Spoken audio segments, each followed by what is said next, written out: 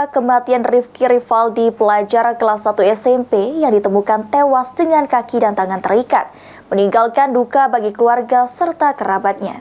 Pihak keluarga korban berharap pelaku bisa segera ditangkap oleh pihak kepolisian.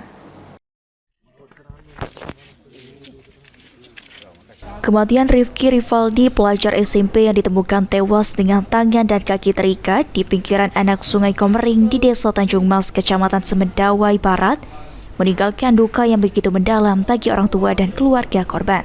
Hera Yunita, ibu kandung korban, hanya bisa menangis dan meratapi kepergian Rifki seraya memeluk batu nisan di atas pusara Rifki. Hera mengungkapkan sebelum menghilang dan ditemukan tewas, Rifki begitu rajin mengikuti tadarus di masjid di dekat rumah almarhum. Rifki pun begitu antusias ketika mendapatkan kupon pembagian takjil yang rencananya akan dibagikan oleh pengurus masjid, namun sayang, 3 hari sebelum takjil dibagikan, Rifki dinyatakan hilang dan ditemukan sudah tidak bernyawa. Saya tuh ini nurut, dia pendiam, agak pendiam, terus galak keteralusan itu ngaji itu di bulan Ramadan ini. Apakah sebelum meninggal itu ada tanda-tanda atau tingkah lakunya yang agak beda dari sehari-harinya, Bu? Ya, dia ini Pak, kan kami dapat bantuan, itu pertama kali Pak kami dapat bantuan kupon itu. Selama ini belum pernah dari masjid. Aku baru pertama kali itu kan. Terus dia ngomong sama aku, Pak, Bunda, yang dikasih uang di masjid itu aku makan semuanya ya, aku minum semuanya. Itu serah, kataku, itu kan punya kau, kataku. Nah, almarhum itu tuh yang kupon itu kan hari Kamis itu Pak diambil. Nah, sedangkan almarhum kan hilangnya hari Senin malam Selasa. Jadi kan dia belum sempat minumnya itu sudah hilang. Jadi yang minuman itu kubagikan di masjid, susunya itu kubagikan di masjid biar anakku.